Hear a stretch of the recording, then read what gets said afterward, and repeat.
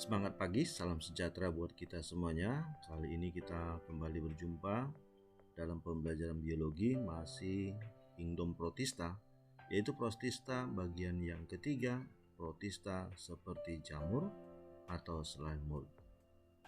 Mengapa disebut dengan Protista seperti jamur? Tentu ada kesamaan dengan jamur sebenarnya. Bagaimanakah kesamaan dengan jamur? Antara lain, sama memiliki spora. Jamur berkembang biak dengan spora, hal ini juga sama menghasilkan spora. Bersifat heterotrof karena dia memiliki klorofil. Itulah makanya sifatnya parasit dan pengurai. Memiliki enzim untuk menguraikan zat organik lalu diserap atau dilakukan secara ekstraseluler. Proses penguraian berlangsung di luar sel, lalu diserap untuk membentuk bagian tubuhnya. Anggota protista seperti jamur ini antara lain ada jamur lendir, plasmodial atau dikenal dengan myxomycota. Yang kedua, jamur lendir seluler atau acrasiomycota. Yang ketiga, jamur air, oomycota. Nah, kita ulas satu persatu. Yang pertama, jamur lendir atau myxomycota. Jamur ini adalah jamur yang menghasilkan lendir dan tidak bersekat atau dikenal dengan senositik. Jadi pengertian senositik adalah tubuh atau sel yang memiliki banyak inti, karena inti berkemampuan untuk bertambah banyak di dalam plasma selnya. Bersifat heterotrof dan fagosit. Arti fagosit kemampuan untuk memasukkan makanan ke dalam sel lalu dilakukan proses pencernaan. Bila makanan berkurang, sel-sel tersebut akan berkumpul, kemudian membentuk lendir sehingga mampu melakukan migrasi ke lingkungan baru. Dan bila makanan sedikit atau dalam kondisi kering, di saat itu dia melakukan proses reproduksi secara seksual. Nah, bagaimanakah reproduksinya? Ada dua cara, ada secara aseksual, yaitu menghasilkan sporangium. Tentu menghasilkan spora di dalam kotak spora. Secara seksual, yaitu secara singami.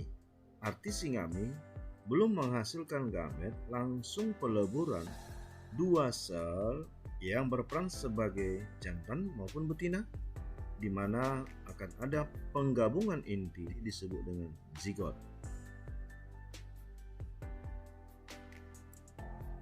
Nah, kita perhatikan contohnya. Contohnya adalah Oligoseptica. Nah, inilah gambar Oligoseptica yang nampak berwarna kuning. Lalu ada Physarum polycephalum, juga hal yang sama, membentuk warna kuning dan berada pada permukaan kayu untuk bisa diuraikan. Lalu kita perhatikan siklus hidup myxomycota. Siklus hidup myxomycota kita perhatikan mulai dari zigot. Zigot mengalami pembelahan inti sehingga terbentuk banyak inti sel di dalam suatu membran sel atau plasma sel, sehingga mirip seperti lendir yang memiliki banyak inti sel. Itulah yang disebut dengan plasmodium. Plasmodium ini berkemampuan untuk bergerak, itulah yang disebut dengan gerak amoeboid, lalu akan berkembang dan selanjutnya melakukan reproduksi ditandai dengan terbentuknya kotak spora. Kotak spora muda dan berkembang menjadi kotak spora yang siap melakukan pembelahan inti sel secara meiosis sehingga terjadi perubahan sifat kromosom menjadi haploid yang disebut dengan spora. Nah, spora ini memiliki sifat haploid yang akan berkecambah dan menghasilkan amoeboid cell. Amoeboid cell ini juga berkemampuan untuk bergerak ditandai dengan adanya flagel.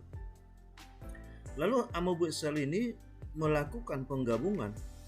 Hal yang sama yang memiliki flagel juga mampu melakukan penggabungan. Inilah yang disebut dengan peristiwa singami.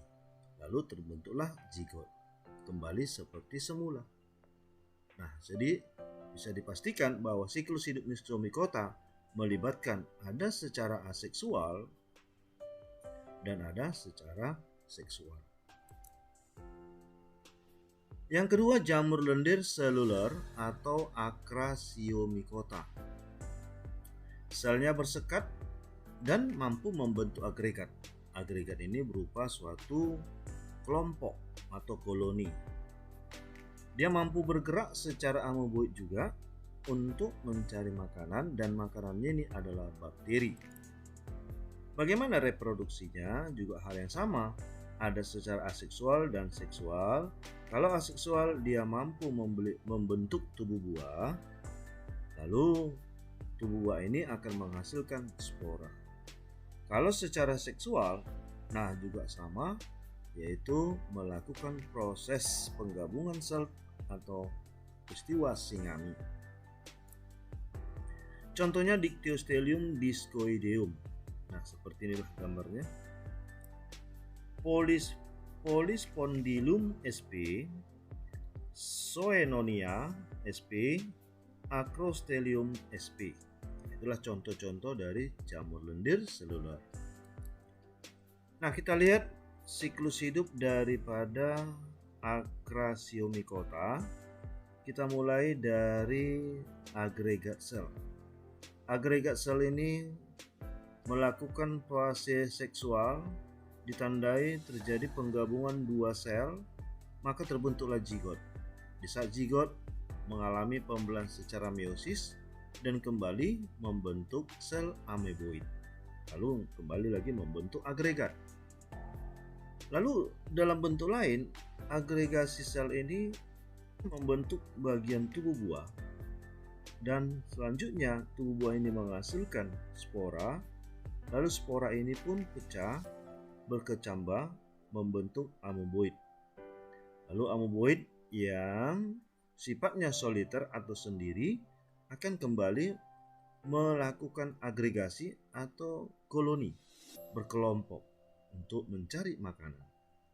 Nah, kesimpulannya, siklus hidup Acrasiomycota melibatkan peristiwa reproduksi seksual dan aseksual.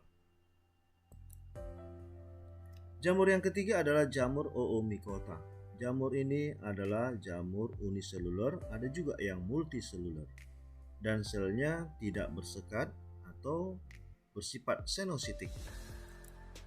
Bentuk hipa halus bercabang dan sering disebut dengan jamur karat putih. Bersifat sebagai pengurai, yaitu menguraikan sisa-sisa organik yang sudah mati. Ada juga yang bersifat patogen yang menyebabkan penyakit. Bagaimana reproduksinya? Ada secara aseksual, yaitu mampu membentuk sporangium di ujung hipa untuk menghasilkan spora berflagel. Itulah yang dikenal dengan zoospora. Bagaimanakah reproduksi seksualnya? Secara seksual, dia memiliki alat reproduksi berupa antheridium yang bertugas untuk menghasilkan sperma, lalu oogonium bertugas menghasilkan ovum. Maka dengan demikian, secara seksualnya sudah lebih tinggi derajatnya dibandingkan jamur sebelumnya. Penyatuan gamet akan membentuk zigot yang bersifat 2N, lalu zigot tersebut akan menghasilkan spora berdinding tebal yang berguna untuk bisa dormansi bila berada pada lingkungan yang tidak memungkinkan berkecambah. Jika berada pada lingkungan yang sesuai, spora ini akan berkecambah membentuk miselium baru. Apa itu miselium? Miselium ini merupakan bentuk tubuh seperti benang yang bercabang sehingga membentuk kumpulan benang dan terbentuklah bagian tubuh jamur. Contohnya adalah Saprolegnia. Jamur ini menempel pada kulit ikan. Plasmopora piticola, jamur putih pada buah anggur. Phytophthora infestans inilah yang menyebabkan busuk layu pada tomat maupun kentang. Pythium sp atau jamur yang menyebabkan penyakit rebah semai, artinya rebah di saat perkecambahan. Nah, sekarang kita perhatikan siklus hidup dari kelompok Oomycota. Kita mulai dari aseksual, di mana zoospora yang keluar dari zoosporangium akan bergerak dilengkapi dengan flagel, lalu melindungi dirinya untuk bisa berkecambah, dan dia akan membentuk bagian tubuh seperti benang. Inilah yang disebut dengan miselium, yaitu kumpulan hifa bercabang-cabang, dan di bagian tubuhnya ada berupa kotak spora atau organ reproduksinya. Nah, di dalam ini terjadi proses pembelahan secara meiosis, yaitu untuk menghasilkan gamet. Terlihat oogonium di bagian tengah yang mengandung sel telur. Hasil dari pembelahan meiosis yaitu tampak sifatnya N atau haploid. Lalu di bagian sisinya terdapat antheridia sebagai alat kelamin jantan yang juga akan menghasilkan sperma bersifat haploid. Lalu terjadi proses penggabungan atau pembuahan. Lalu di dalam oogonium inilah terbentuk zigot dan menghasilkan oospora. Lalu berkecambah, lalu pecah kotak sporanya dan selanjutnya melepaskan diri. Inilah yang disebut dengan perkembangan zigot dan kemudian melepaskan zoospora baru yang kembali akan melakukan reproduksi aseksual, dan sebagian dari zoospora akan berkecambah membentuk benang atau hifa yang bercabang-cabang. Nah, jadi ada peristiwa reproduksi secara aseksual dan ada peristiwa reproduksi secara seksual. Nah, kita lihat contohnya. Inilah jamur Saprolegnia yang parasit pada tubuh atau kulit ikan. Kemudian kita perhatikan ini adalah Plasmopora viticola, yaitu jamur putih pada anggur.